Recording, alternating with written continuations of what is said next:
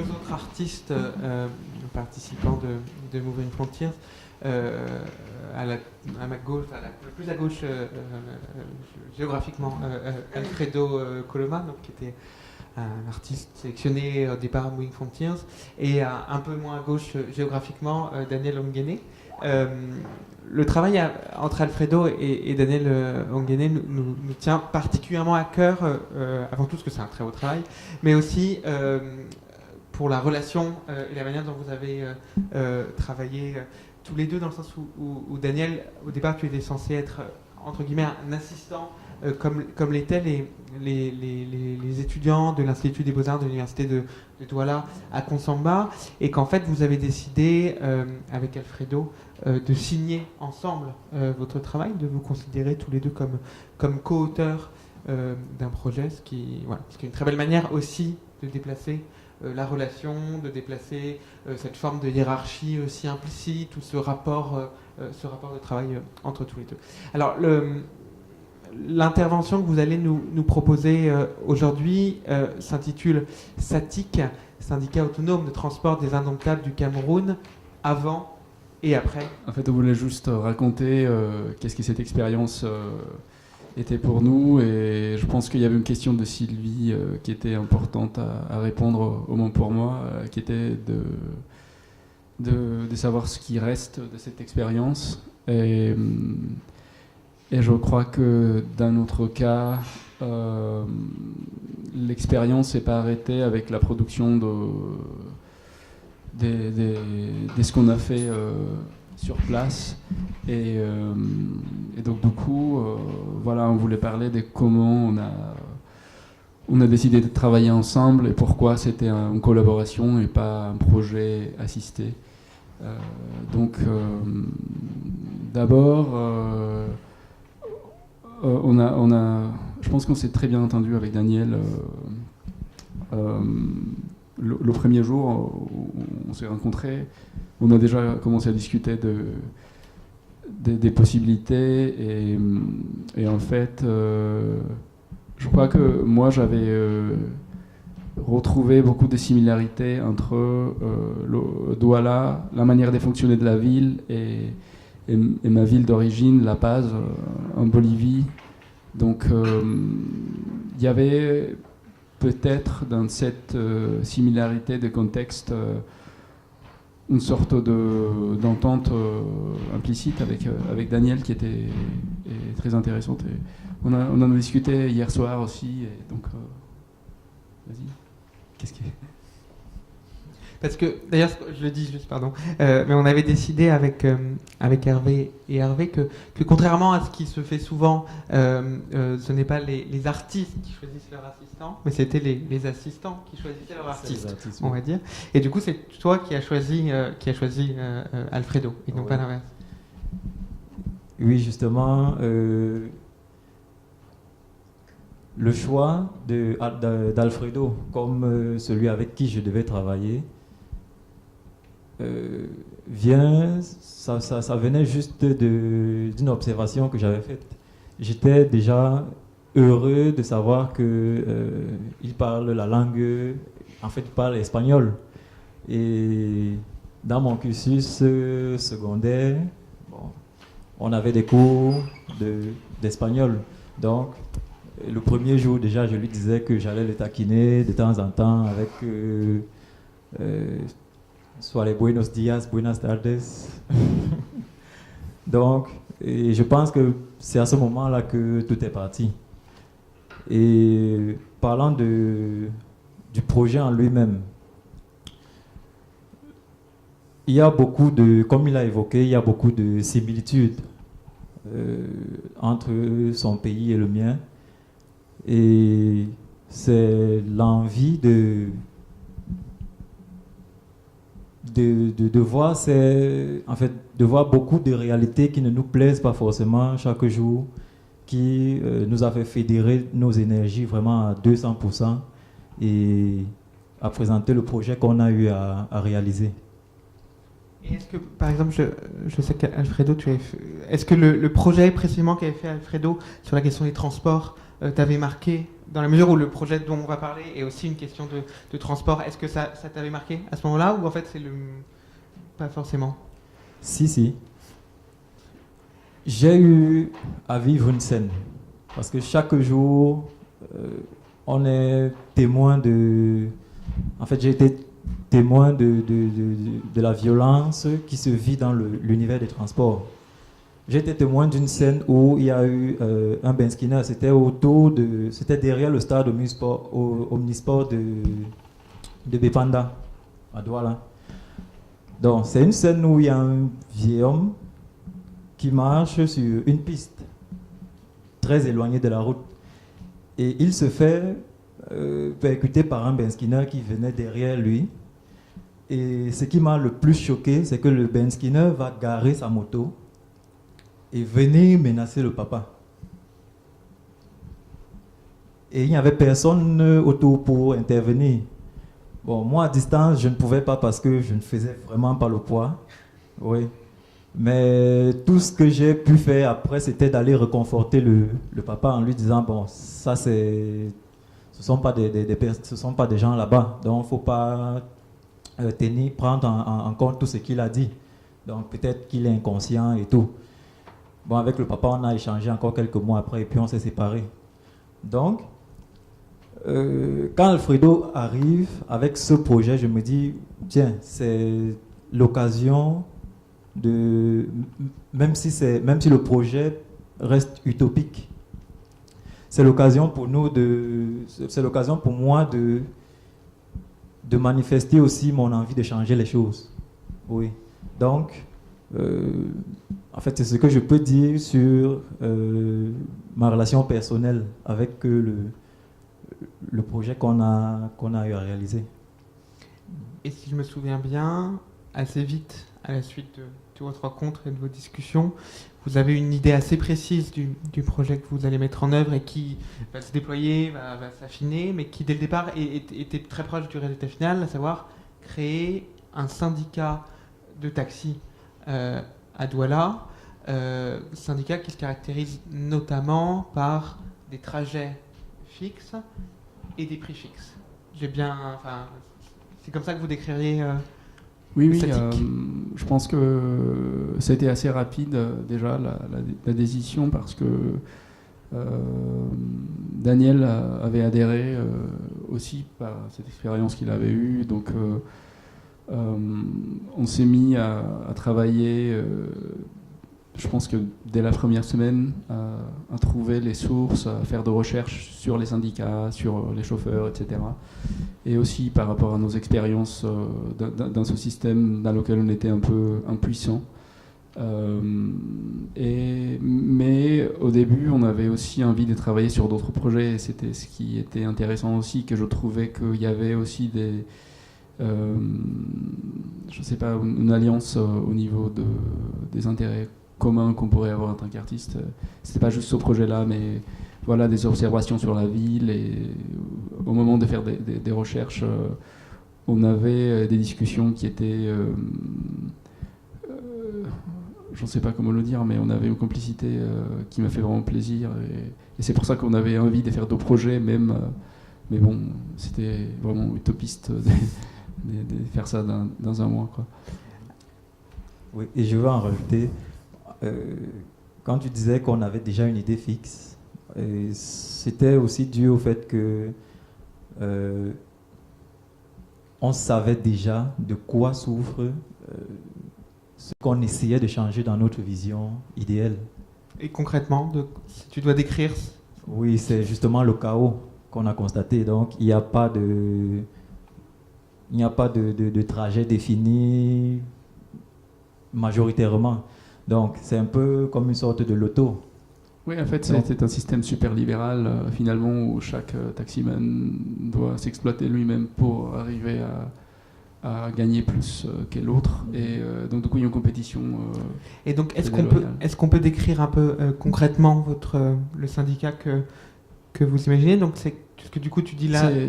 C'est assez long à décrire, mais en fait, ce qu'on a fait, c'est qu'à partir des recherches et des interviews qu'on a eues avec les syndicats, les chauffeurs, etc., on a proposé un syndicat qui, d'une certaine manière, voulait créer une sorte d'association de chauffeurs.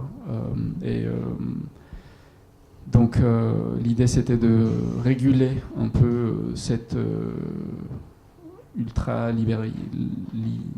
modèle libéral en proposant quelque chose qui était plus communautaire. C'est-à-dire que concrètement, un chauffeur adhère au syndicat. Ouais. D'ailleurs, du coup, il en reçoit un certain nombre. Sa voiture devient siglée Bien sûr. selon le syndicat. Oui. Et en termes de rémunération, du coup, ça marche comment pour lui? Qu'est-ce qui change? Parce que tu parles d'un système L'idée, c'est d'avoir autonome. des salaires fixes, par exemple, parce qu'il n'y a pas de salaire fixe, que le syndicat soit le propriétaire, en gros, des véhicules et pas le chauffeur, ou plutôt les propriétaires, comme c'est le cas dans l'actualité. En fait, c'est les propriétaires qui engagent des chauffeurs. Et donc, du coup, les chauffeurs n'ont aucune manière de s'imposer aux propriétaires. Donc, tout ça, c'était dans l'idéal. Évidemment, on a créé un règlement intérieur avec ses buts pour le syndicat, en gros. Et du coup, il y avait beaucoup de travail à faire, et d'où le fait de collaborer aussi, parce qu'on s'est réparti pas mal les tâches par rapport à la création de toute ce plan d'opération. Donc Daniel a pris pas mal aussi le projet sur ses épaules, et ça n'aurait pas pu marcher autrement, en fait. Donc là, on a juste quelques documents sur les éléments qu'on a commencé à produire, à proposer. Donc ça, c'était un dépliant qu'on a fait avec les projets qu'on a aussi imaginés. Et du coup, l'idée, c'était, voilà, au moment de la présentation, de ne pas le présenter à l'intérieur de la galerie, mais plutôt à l'extérieur, en essayant de provoquer quelque chose chez le spectateur, pour qu'il puisse imaginer cette fantaisie comme une possibilité réelle, quoi. Et aussi, ce qui m'intéressait, c'était de nous approprier de cette esthétique de boîte avec laquelle on a été confronté tout le temps à côté de l'Institut français, avec les multinationales qui nous donnaient des flyers, des informations sur la convenance des modèles qu'ils proposaient pour la communication, quoi. Donc il y avait aussi ce jeu d'autopromotion un peu exagéré, qui était intéressant à exploiter dans ce contexte-là. Et d'ailleurs, on en parlait aussi ce matin à propos du travail de Cléophée, des liens qu'elle avait liés avec un certain nombre de personnes. Vous aussi, vous avez travaillé par exemple avec un designer de Daido qui a conçu la charte graphique. Il y avait aussi comme ça tout un ensemble d'interactions avec... Ouais, c'était aussi par le lien de Daniel. Et tu penses que tu peux parler mieux de... Donc, oui, on a collaboré avec Didier, ça c'est son prénom. Bon, il s'est fait appeler Didier MP. Donc, j'ai tout de suite fait le lien avec sa marque Daido Boy et le thème de Moving Frontier. Donc, le slogan de sa marque Daido Boy, c'est « La marque sans frontières ». Donc, lui, en fait, dans son projet, ce qu'il dit, c'est que bien que sur le t-shirt déjà, ou alors sur les articles qu'il produit, on peut lire Daido, qui est un quartier de Douala. Ça ne destine pas ses produits uniquement aux gens de Daido, mais c'est pour lui une manière de parler, en fait, de généraliser, de ne pas se cantonner à un quartier. Et quand on sait qu'à Daido, il y a la statue de la Nouvelle Liberté. Donc, ce qui fait de Daido déjà une référence au Cameroun. Oui. Donc, moi j'ai voulu, en fait, dès que, avec Alfredo, on a eu l'idée d'habiller le taxi, d'avoir des uniformes pour les employés et tout. Bon, directement, j'ai pensé à Daido Boy, en fait, à Didier. Oui, donc c'est de ça qu'est venue la collaboration. On va rentrer dans un sujet très vif, mais d'ailleurs, je ne sais pas si vous avez tous les deux exactement la même perception, c'est ça aussi qui peut être intéressant, mais il me semble, tu me diras si je me trompe, Alfredo, et je ne sais pas ce que tu en penses exactement, Daniel, mais toi, Alfredo, tu penses que votre expérience je ne sais pas si ça a été un échec, mais en tout cas que ça n'a pas marché, ça n'a pas fonctionné comme vous l'espériez, comme vous l'entendiez, que c'est même une source peut-être de frustration, ou en tout cas d'une déception? Ouais, je dirais pas déception. Je trouve que pour moi, l'œuvre n'était pas finie au moment où on l'a montrée. En fait, il y a eu quelque chose de très intéressant lorsqu'on a essayé de faire un vrai trajet avec cette proposition utopiste, avec des tarifs réduits par rapport au marché existant.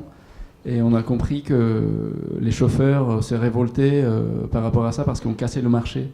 On devenait une sorte de Uber sans le vouloir. Parce que du coup, le prix qu'on voit là, c'est 150 CFA. 150, ouais. Et c'est juste inacceptable on était une compétition déloyale.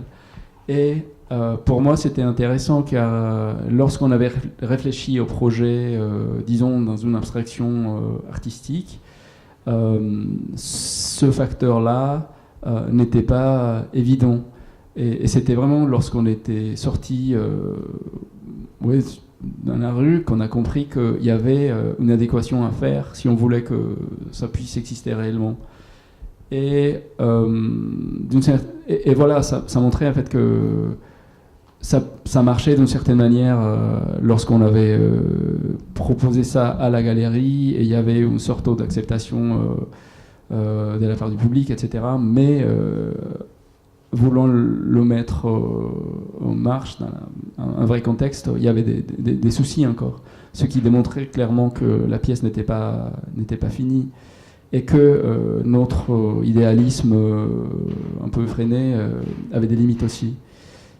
Et on a pas mal discuté avec Daniel sur ça et aussi par rapport à quelques textes qu'on était en train de lire, notamment il y a un texte d'Isabelle Gros qui en gros se demande à quel point on peut exiger aux artistes et à l'art dit socialement engagé de provoquer des réactions réelles. Donc voilà, c'est des questions qui sont encore ouvertes pour moi et en tout cas, elles me font considérer aussi cette relation unilatérale que je vois des fois dans certains artistes et qui ne considèrent pas vraiment un contexte, même pas le leur. Je pense aussi à un texte de Ito Esteyerl sur la politique de l'art et l'art politique, et dans lequel elle dit que les artistes ne doivent pas juste regarder ce que l'art montre, mais qu'ils doivent aussi regarder ce que l'art fait. Et dans ce cas, c'était assez exemplaire pour voir une application directe d'un projet artistique. Mais est-ce que justement, c'est pas là où on rentre dans le moment le plus intéressant, dans la confrontation à la réalité Tout à fait. Et d'ailleurs, il y avait, au moment du vernissage, il y a eu une personne qui était super intéressée par le projet, qui voulait le lancer dans la ville. Et on a eu des échanges pour un moment après le vernissage, le rendu, etc. Et il y avait vraiment une intention, une volonté de pouvoir faire ça pour de vrai. Mais il pensait en fait que nous, on avait déjà lancé la chose comme une vraie entreprise. Donc finalement, il y avait dans son imaginaire cette possibilité de le faire à Douala. Et du coup, voilà, en fait, le projet s'est arrêté là parce que voilà, le projet finissait. Mais en fait, j'ai eu un message de Daniel il y a quelques jours que j'ai mis ici, juste il y a 2 jours. Okay. Est-ce qu'avant, ça m'intéresserait de savoir si toi tu Ouais. penses aussi que c'est un échec ou que ça n'a pas marché. Quel est ton avis? Moi, je pense que, premièrement, dans la peau d'artiste, c'est essentiel de vraiment prendre du recul sur ce qu'on fait. Et ma foi, c'est plus poli. En fait, pour moi, c'est poli de rester vraiment dans l'ordre de la suggestion. Donc, on a eu une idée. On a choisi d'aller au bout de notre idée. Et tout ce qui s'est passé jusqu'ici, moi, je perçois ça comme la réponse de la réalité par rapport à l'idée que nous on a eue. Donc, c'est une sorte de dualité. Et tout ce qui se produit comme phénomène, pour moi, n'est que normal. Et dans ces différents phénomènes, on a des avis positifs, on a des remarques un peu, en fait, qui nous déçoivent d'une certaine manière. Et je tiens vraiment à revenir sur le premier trajet que le taxi a effectué dans la ville. Donc, je veux vraiment insister sur le fait que votre présence avec la caméra, en fait, la caméra, chez nous, ce n'est pas... Ça ne te balade, ça ne court pas chaque jour dans les rues. Donc, à chaque fois qu'il y a une caméra quelque part, vous allez remarquer que même dans la façon de marcher des gens, ça va changer. Donc, c'est par ça que moi, je peux justifier le fait que les gens n'aient pas adhéré. Parce que, juste pour comprendre, qu'est-ce qui s'est passé concrètement lors de cette première course donc, qui a été filmée depuis le taxi? Quel comportement ça a modifié, par exemple? Votre présence, je reviens là-dessus, Ouais. avec la caméra. Ouais. Et le fait qu'on arrive au carrefour école publique de Deido dans un taxi et qu'on sorte du même taxi pour essayer de faire rentrer les gens, il est clair que même parmi les gens parmi ceux qui attendaient même les taxis pour se rendre dans leurs différentes destinations, il y allait avoir un certain recul par rapport à ce que eux-mêmes ils observaient. Et j'ai pu faire une vidéo à l'intérieur du taxi, mais en mode caméra cachée, parce que moi j'ai voulu insister là-dessus, mais comme Sylvie disait, le projet avait des moyens limités. Et je ne sais pas si ça aurait été évident de s'approprier un certain matériel pour espionner un peu les gens. Et du coup, quand toi, tu as filmé en caméra cachée, qu'est-ce qui s'est passé de différent? C'était naturel. Et déjà que j'ai dû jouer au comédien d'une certaine manière.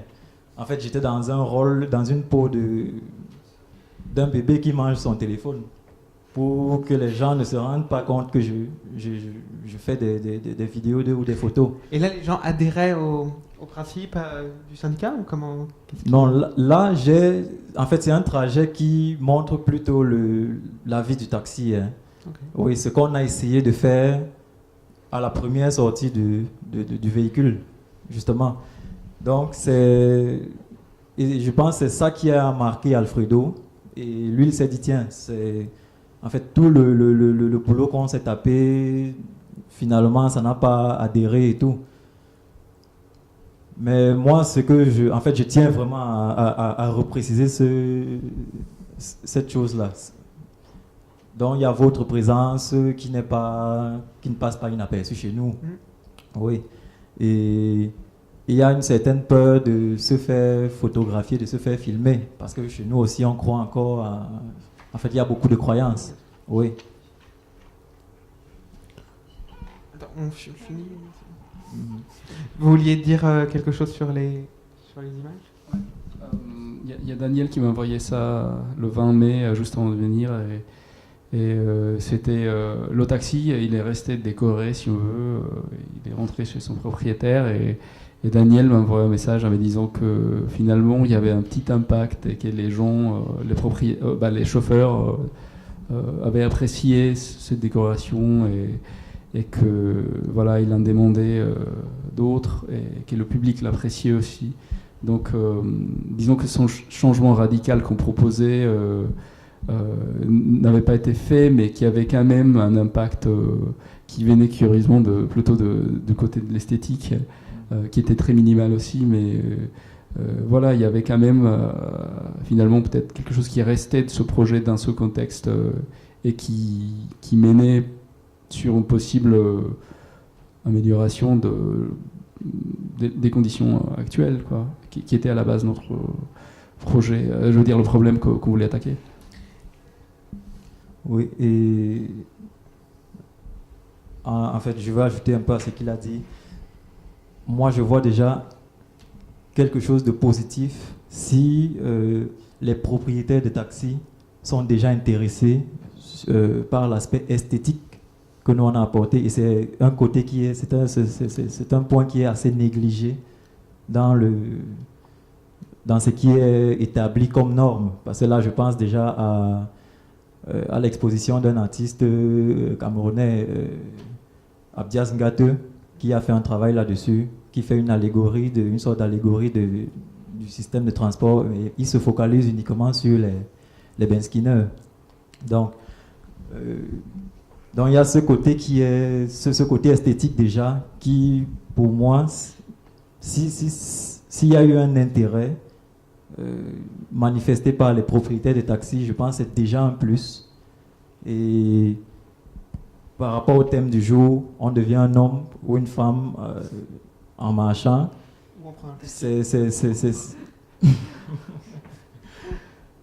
Disons, le projet est en train d'évoluer. Et je prends sur moi de veiller ou alors de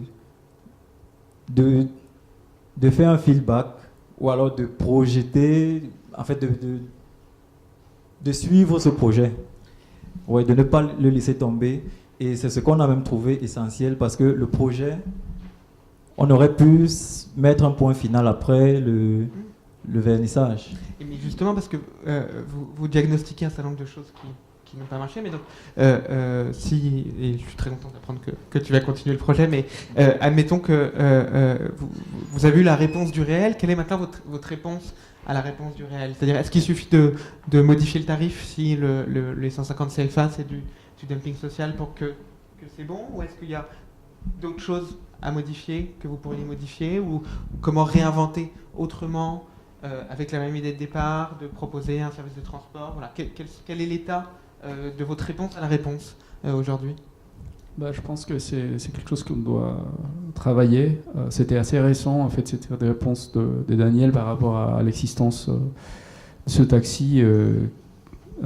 Donc, je pense qu'il faudrait qu'on ait un dialogue avec les syndicats qui opèrent actuellement.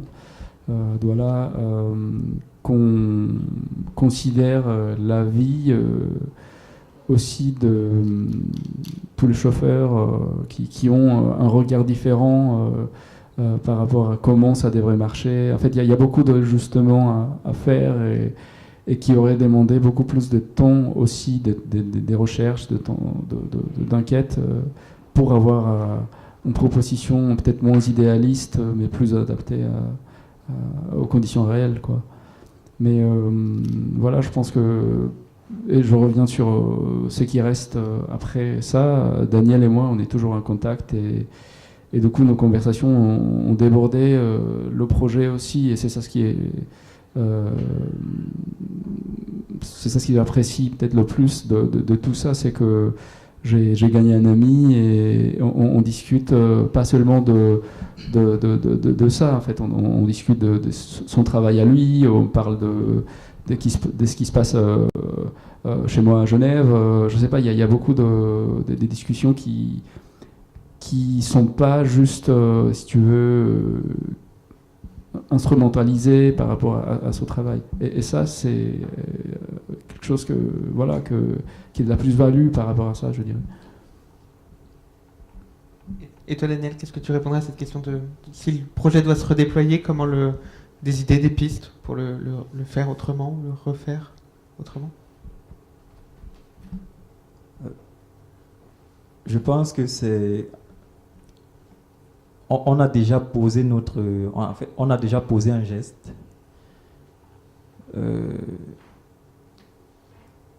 S'il y a des personnes qui sont intéressées ou alors qui sont mieux placées, parce que nous, on a fait notre travail d'artiste, c'est d'amener les gens à voir différemment. Et je pense que, au vu de tout ce qui s'est passé jusqu'ici, moi, j'ai le sentiment que dans l'intention de juste suggérer quelque chose, nous, on a réussi. Et maintenant, si d'autres personnes veulent amener une autre dimension à ce projet, que ces personnes-là, qui sont peut-être issues en fait, ou que ces personnes qui sont mieux placées que nous, ou alors qui sont des spécialistes dans le domaine des transports, qui s'y intéressent, ce sont elles qui sont vraiment mieux placées pour faire évoluer la chose. Mais nous, on aura déjà commencé, on a déjà initié quelque chose qui, selon moi, peut prendre... Ça peut continuer. Et par d'autres, pas forcément par vous. Nous serons... Moi, je nous vois plus comme... non plus comme des créateurs du syndicat, mais maintenant comme des collaborateurs ou des associés dans ce syndicat. Il y a déjà d'autres membres en plus de vous? On a un monsieur, c'est Ngosso, monsieur Ngosso, qui c'est un syndicaliste qui nous a avoué qu'il a commencé, ça fait des années qu'il a commencé à réfléchir sur une manière de proposer quelque chose de différent en termes de syndicat. Et au vernissage, il nous avouait déjà que nous sommes allés plus loin que ce que lui il a eu à penser. Et c'est vrai qu'il s'était dit que nous étions un vrai syndicat, mais vu sa détermination, moi je dis que c'est déjà un bon partenaire avec qui on pourra changer. En fait, c'est lui qui pourra vraiment porter le projet dans la réalité. Pardon. Okay. Sylvie, tu as une question?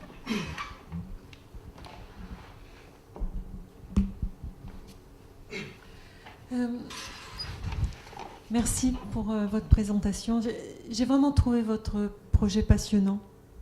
Je le dis publiquement. Parce qu'il recoupe des tas de paramètres assez complexes. Et puis parce que d'une certaine façon, vous tentiez de faire une sorte d'infiltration en espérant que l'infiltration fonctionne. Et je pense que vous avez été très très loin. Et je trouve que ça, c'est... j'étais assez vraiment épatée. Enfin, et ça j'ai trouvé ça même une sorte d'espoir assez grand sur ce que peut encore l'art. Parce que, bien sûr, on n'est pas à la fin avec des gens qui décident de faire un nouveau... qui s'allie à ce nouveau syndicat. Et je crois que ce n'était pas ça exactement qui était en jeu. Ce qui est en jeu, il y a des choses qui sont en jeu, vous n'avez pas parlé. Par exemple, que pour aller d'un point à un autre, il faut prendre plusieurs transports.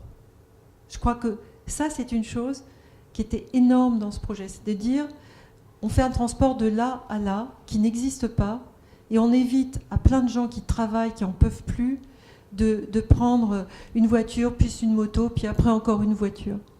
Donc ça, je rappelle ça parce que vous avez fait une sorte de règlement. Et peut-être si la chose, j'aurais envie de dire, qui serait à travailler de façon plus pointue, c'est le règlement. Pas pour faire un syndicat où vous faites des prix, mais plus pour faire un syndicat qui parle d'une certaine façon de vivre. Comme élémentaire, comme digne, c'est-à-dire aller d'un point à un autre sans prendre plusieurs, être obligé de prendre plusieurs transports différents. Deuxièmement, avoir un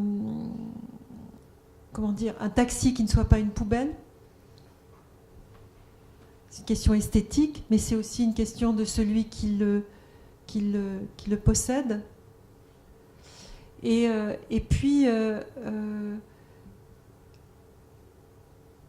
voilà, avoir...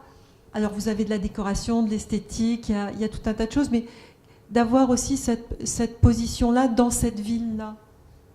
Et je trouve que c'est là-dessus, peut-être, qu'il faudrait juste... vous savez, comme d'autres l'ont fait en cinéma, quelques règles minimum, une esthétique minimum, comme une sorte de kit, et qui n'appartient à personne qu'à celui qui veut bien le prendre en compte. Ça serait pour moi, enfin, je ne sais pas si ça fait sens par rapport à ce que je vous dis, mais par exemple, quand tu parles, Daniel, du moment où on a filmé, parce qu'en fait, vous vouliez faire un film de publicité, donc on avait tourné des images pour pouvoir faire un montage publicitaire. Et peut-être que c'est là où ça n'a pas failli, mais c'est vrai que c'est comme quand on se décrète, on va être célèbre, on ne se décrète pas célèbre, c'est-à-dire qu'il y a des actes symboliques, et c'est vrai que d'aller dans cet endroit où tout le monde vous a vu, on crée immédiatement des tensions, des jalousies, parce qu'on pensait que vous étiez surtout avec un blanc, avec votre association, on allait peut-être amener une nouvelle entreprise qui allait tuer les autres. C'était pas du tout ça votre propos. Donc je crois que de revenir sur la question du programme, comme quelque chose de 2-3 choses ad minima, et qui vous tiennent à corps sur une, j'ai envie de dire, dignité esthétique, je pense que ce serait vraiment... Pour moi, c'est un super beau projet. Voilà.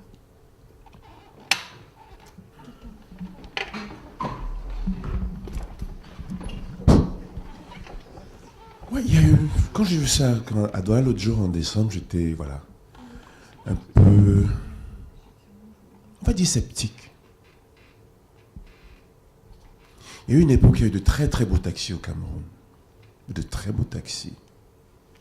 Je me souviens d'un gars, on s'appelait américain, lumière bleutée, un léger aérosol sprayé à l'intérieur de la voiture, et de la musique, soit de la rumba, soit la musique, soit l'américaine, etc. Et puis ça avait une gradation comme ça là. Et puis un jour tout s'est effondré, paf.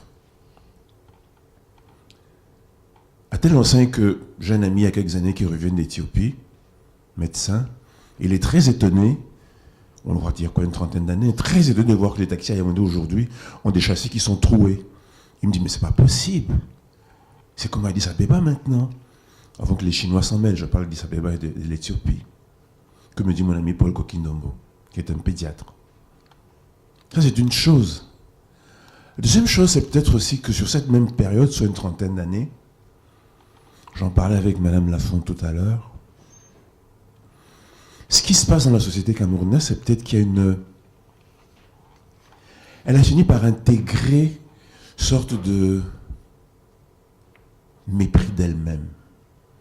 Les individus, le rapport à la beauté, le rapport à la grâce, le rapport à la qualité. Elle est dans une inhibition, mais profonde, quant à un aspect comme celui-là, qui fait que même imaginer qu'un endroit soit beau fait peur aux gens. Je vais prendre un secteur aussi populaire que le transport en commun, enfin, que le transport public. Je prends les bars, par exemple. Personne ne demande à un bar d'avoir des toilettes. Il n'y a pas de toilettes dans les bars de notre pays. Personne, aucun client ne demande à un barman pourquoi est-ce qu'il n'y a pas de toilettes dans ton bar. On en est là. On en est là. Et puis, tu as l'autre dimension, on va dire proprement, trivialement économique, c'est que sur 30 ans de chute libre dans la paupérisation, le taxi comme les motos aujourd'hui, tout comme le bar d'ailleurs, sont devenus les ressources du cash le plus rapide. Donc, les propriétaires de taxi attendent un retour sur investissement extrêmement rapide. Ils achètent ces voitures à quoi? Quelque chose comme entre 800 000 et 1 million de francs CFA aujourd'hui, pour le plus cher souvent, et ils veulent un rendement extrêmement rapide. Soit pour aller investir ailleurs, soit pour vaquer à à des impératifs de type familiaux, je sais pas trop quoi, envoyer un enfant à l'école, envoyer un enfant... Bref, je veux dire, etc. Il y a tout un ensemble comme ça de paramètres qui, quand je vous ai vu faire, je me suis dit, oula, c'est passionnant, c'est séduisant. Mais ont-ils seulement la moindre idée de ce dans quoi ils s'engagent? Comme lui dit, que vous soyez déjà copains à l'arrivée, c'est pas mal, hein? C'est un excellent résultat. Mais excellent au possible. Tu vois? Et non, et je finis juste ça. Je finis tout de suite en disant que, il y a Michel Serres qui dit que la distance entre le dur et le doux, c'est 10 puissance 16. Ce coefficient-là, j'ai un énorme respect pour lui. Lionel, je te réponds tout de suite. Tu me fais penser, juste quand tu as dit ça, avec toute la gentillesse que j'ai vis-à-vis de toi, de ce que disent les travailleurs sociaux en France. Tu vas dans un quartier comme Sevran et on te dit, mais enfin madame, ça fait 3 ans que vous travaillez pour un espace utopique, vous ne vous rendez pas compte, ces gens n'ont même pas de quoi s'acheter un gâteau. Et moi je te réponds que le gâteau ne m'intéresse pas, mais c'est la cerise sur le gâteau qui m'intéresse. Et elle est toute petite. Et c'est ça, oui. Et c'est ça qui fait qu'on bouge les choses. Je crois que c'est... Non, je crois que c'est pas que leur amitié. C'est qu'à un moment donné, ça finit toujours par faire tâche. Moi, j'y crois beaucoup. Et je pense que le projet est la cerise sur le gâteau. Parce que d'une certaine façon, à partir d'un moment... Il y a des gens qui ont essayé. Hein. Mais peu importe, on essaye tous. Il y a des gens qui ont essayé. Il y a des gens qui ont essayé ça. D'améliorer le taxi au Cameroun. Je connais plein de gens qui ont essayé et qui sont tous ramassés. Mais c'est pas parce que certains ont essayé, il y en a qui ont essayé de faire la révolution et qui se sont plantés qu'on va pas continuer à faire la révolution, Lionel. Je les ai vus, je dis ok, j'étais sceptique. J'ai vu plein de gens essayer. Et ils se sont tous ramassés. Oui, mais c'est parce que moi, j'ai vu un jour une cerise sur un gâteau que je suis artiste aujourd'hui et que je vous parle depuis là où je parle. Qu'ils soient copains pour moi, ça me semble déjà extrêmement important. C'est une relation humaine. Je vois la cerise sur le gâteau. Question autre? Oui, si je dois dire quelque chose à ce sujet, c'est ce plus, parce que dans notre intervention, on ne s'est pas attardé là-dessus. En commençant ce travail, on a eu vent de ce que un syndicat à Yaoundé avait essayé de faire pareil. Et ça avait été diffusé à la CRTV, la chaîne nationale. Et c'est de là que m'est venue l'idée de créer une sorte de démarcation par rapport à ce qui a déjà été fait. Et j'ai trouvé, en fait, Alfredo et moi, on a commencé à réfléchir et on s'est dit pourquoi pas intégrer quelque chose, un élément à travers lequel les gens en fait, la société camerounaise va s'identifier. Et c'est à ce niveau qu'intervient tout le travail graphique qui a été fait au niveau du logo, du nom même du syndicat et de toute la déco qui a été faite sur le taxi. Donc, nous sommes entrés dans le tissu Ndop. Nous sommes allés visiter l'Ouest Cameroun d'une certaine manière. Et nous avons sorti de là quelques éléments qui, visuellement, à notre avis, pouvaient intéresser les gens. Et on a ressorti le symbole de l'araignée, en fait l'araignée avec tout ce qu'elle symbolise, la sagesse. Et on a aussi ressorti le motif de la tortue. On a travaillé là-dessus. Et tous ces motifs avaient, dans notre vision, en fait, tous ces motifs allaient presque dans le même sillage de notre idée. Donc, en travaillant sur un taxi, en constatant que ce soit les mototaximans, que ce soit certains taximans, ils sont parfois imprudents, et c'est ce qui favorise la recrudescence des accidents dans nos quartiers et tout. en associant, en disposant sur un taxi, le symbole de la tortue, par exemple, peut-être, si c'est un taximan qui est de l'Ouest du Cameroun, il saura bien ce à quoi renvoie ce symbole. Et peut-être en lui, ça pourra susciter autre chose. Donc, c'est dans ce sens-là qu'on a essayé de... En fait, que nous, on s'est un peu conforté dans l'idée qu'on avait, sachant qu'on était... En fait, le projet pouvait être accepté ou pas, mais on a choisi de courir ce risque. Et notre intention est... En fait, on s'est juste limité à suggérer. Parce que même avec, malgré le refus des visas qu'on a ici, ça n'empêche pas que le projet que vous avez initié et auquel nous participons aujourd'hui se poursuive. Donc, c'est une dualité qui va continuer et, comme on dit, c'est en marchant, c'est au fur et à mesure qu'on marche qu'on devient homme ou femme.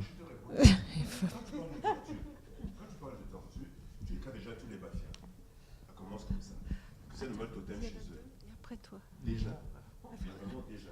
Ensuite, quand tu parles d'une doc, je n'ai pas sûr que les autres Camerounais vont lire les signes d'une doc. Donc, que tu extires de là pour ce qu'ils sont. Parce qu'ils n'ont pas tous la même grammaire sémiotique de ce point de vue. Tu vois? Oui. Donc, il y a déjà cette espèce de décalage complètement du point de vue simplement des signes qui sont inscrits dans chacune des cultures. Moi, j'ai travaillé dans ce chantier-là textile avec Afritude, comme vous l'appelez, African Logic, etc. Et j'ai vu comment est-ce qu'il y avait tous ces décalages en termes de grammaire sémiotique. J'ai complètement vu. J'ai vu George D. Collins se planter parce qu'il pensait qu'il pouvait ramener au Cameroun les signes du Bogolan, peut-être que c'est des signes africains ou je ne sais pas trop quoi, et faire que ça fonctionne. Je te trouve super censeur, Lionel, parce que c'est pas parce que d'autres l'ont fait avant eux qu'ils peuvent pas le faire, et c'est pas parce qu'ils connaissent pas l'étendue de la grammaire des tissus qu'ils peuvent pas eux-mêmes s'emparer des tissus. C'est pour ça que je dis que j'étais sceptique. Je ne vais pas dire qu'ils ne le fassent pas. Je parle de scepticisme. Ok. Très bien, merci, t'as raison. Parce que derrière ça, en background, moi je voyais bien tous les éléments qui risquaient de se mettre en travers de leur chemin. C'est tout.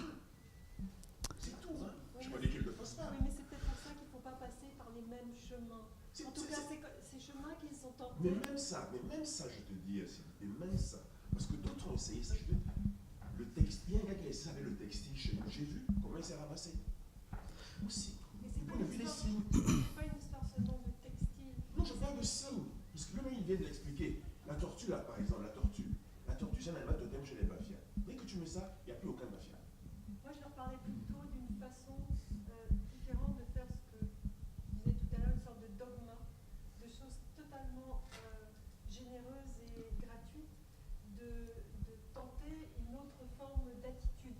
Et c'est pas parce qu'on est pauvre. C'est terrible. Moi, je trouve ça. À quel point, je te parle d'un pays que je connais depuis 40 ans, et de manière très profonde, et avec une exigence comme la tienne, et je te dis que quand je les ai vus, je me suis dit, ils s'en vont, ils vont le faire très bien. Tu m'as jamais vu ce jour-là parler de ça? Non. On est là. Mais j'étais sceptique, parce que j'ai vu se déployer tout de suite devant moi un ensemble de paramètres qui allaient faire que ils en soient là, qui disent que ça n'a pas fonctionné. C'est tout, hein. C'est ce que moi je dis. Ça n'a aucune prétention de quoi que ce soit. Je propose de laisser la parole à Hervé. Pour rebondir là-dessus, avant de dire ce que j'avais à dire, je crois aussi que c'est la manière de présenter qui peut poser problème. C'est-à-dire que quand il dit qu'ils ont tiré cela d'une dope, et quand il parle de ce que cela peut avoir comme impact sur le chauffeur de taxi qui est originaire de l'Ouest, donc du coup, tu vois, tu rentres dans des clivages. Je crois que ce qu'il faut faire, c'est plutôt parler de la dimension, on va dire, universelle de la charge que le signe peut avoir comme valeur symbolique. C'est-à-dire que, quelle est la particularité de la tortue, par exemple? Ce n'est pas la tortue en tant qu'animal, parce que là, ce n'est pas la tortue que tu as représentée. Ce sont des stries qui sont sur le dos de la tortue qu'on emploie. Du coup, ça renvoie à quoi? Ça renvoie en fait aux valeurs qu'incarne la tortue. Ok, la sagesse, la longévité, voilà, des choses de ce genre-là. Oui. Et ça peut être universel. Si tu ne rentres pas dans le ndop camerounais, dans le truc de Bamileke, tu vois, du coup, ça devient... oui. tu comprends ce que je veux par là dire? Oui. Donc, il y a aussi une manière de présenter qui joue énormément sur la réception que l'on peut avoir de ce que vous avez fait. Dans le cadre de la présentation du processus de création, oui, vous pouvez dire, OK, on a tiré cela des motifs d'une DOP, mais sans forcément rentrer dans les clivages. Je crois que présenter de cette manière-là, ça passerait beaucoup plus. Mieux pour tout le monde. Qu'on soit Bafia, qu'on soit Betty, qu'on soit... Voilà, ça passerait, je pense. Ce que je voulais dire, c'est que j'avais été déjà interpellé lorsque vous avez révélé la nature du projet que vous comptiez mener ensemble, donc ce projet-ci. Cela m'avait énormément intéressé parce que vous vous situez à un endroit totalement particulier. C'est-à-dire que celui de venir comme artiste, pas pour essayer de représenter ce que vous savez faire ou ce que vous avez toujours appris à faire, mais plutôt venir essayer de, on va dire, l'art au service du développement. OK. Donc, vous inscrivez l'art comme un outil au service du développement, véritablement. Ça cadre un peu avec, d'une certaine manière, ce qu'on essaye de faire depuis un certain temps, en dealant avec le masque et autres, c'est-à-dire la notion de la fonctionnalité de l'objet. Ici, on est dans le cadre d'un projet qui, lui, vient en soutien à une manière d'être, une manière de vivre, à un élément ancré dans l'univers de la vie sociale. Et je trouve que c'est très intéressant et c'est très fort. Et du coup, ça vous entraîne. D'ailleurs, j'attirais de temps en temps, quand on causait, votre attention sur l'énorme travail qu'il y avait à faire. Parce que justement, ça en appelait à toutes les dimensions que vous avez aujourd'hui pu assimiler et que vous êtes en train de... La notion de la création de l'iconographie qui ira avec le travail, la notion de la création du symbole, la notion de la police même qui pourrait être rattachée au projet, les jeux de couleurs. Donc vraiment bravo, c'est bien d'avoir tenu.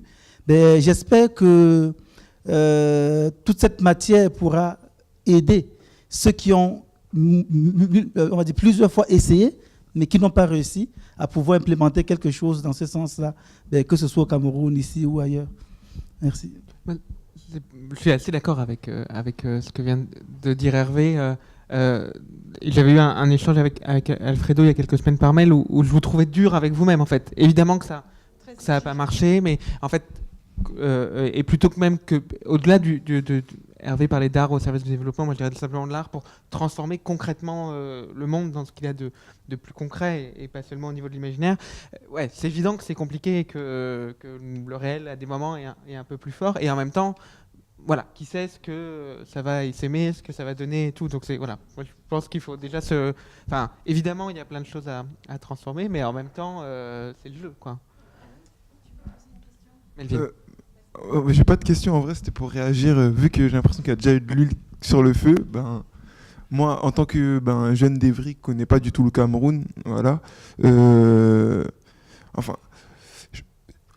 entre le projet on va dire social, de faire le taxi, etc., enfin du syndicat, et tous ceux qui ont échoué, enfin j'ai entendu qu'avant les taxis n'étaient pas comme ça, ce qui veut dire qu'il y a une époque où c'était pas le cas, donc peut-être que dans un futur il y a une époque où ce le sera à nouveau. C'est ce qui est possible, et que forcément, il est possible que des gens réussissent un jour, peut-être, et ces gens qui vont réussir, ils vont bien s'appuyer sur tous ceux qui ont échoué avant, comme tu le disais un petit peu. Donc, même en soulevant les points qui n'ont pas marché, c'est comme une réussite, parce que des gens pourront se dire, par exemple, ce symbole, effectivement, c'était trop ciblé une communauté, donc on peut tirer des enseignements d'un échec. Moi, quand j'ai entendu parler de vos symboles d'araignée ou qui appartiendraient plutôt à l'Ouest Cameroun, si j'ai bien compris, ou peu importe, je me dis que si déjà ça veut dire que dans le pays tout le monde ne le connaît pas, peut-être que pour quelqu'un ce symbole fera sens, il le reconnaîtra, et pour un autre, lui vient pas du tout de cet endroit, mais pour lui ce sera dans un taxi qu'il l'aura vu la première fois, il peut avoir ça aussi. Et en tout cas, moi ce qui m'impressionne, enfin j'étais aussi impressionné par le projet, c'est le fait que ce soit justement un truc assez utopique, vous partez de ce que vous pensez, et que voilà, il y a plein de choses la réalité va faire que ça ne va pas marcher, mais que vous n'êtes pas arrêté à juste en discuter dans votre chambre. Vous avez eu la prise de risque de vous manger la claque, enfin d'aller sur place et de voir ce que ça donne. Donc déjà rien que pour un projet comme ça, qui vient du postmaster, on voit enfin moi je trouve un certain courage qui fait que je me dis que dans le futur, pour d'autres projets qui seront plus pensés, déjà il y a déjà cette énergie-là qui a déjà existé cette année, donc je me dis que pour d'autres choses c'est vachement encourageant. Voilà, c'est juste, j'ai pas vraiment de questions, mais bravo quoi. Ok, merci.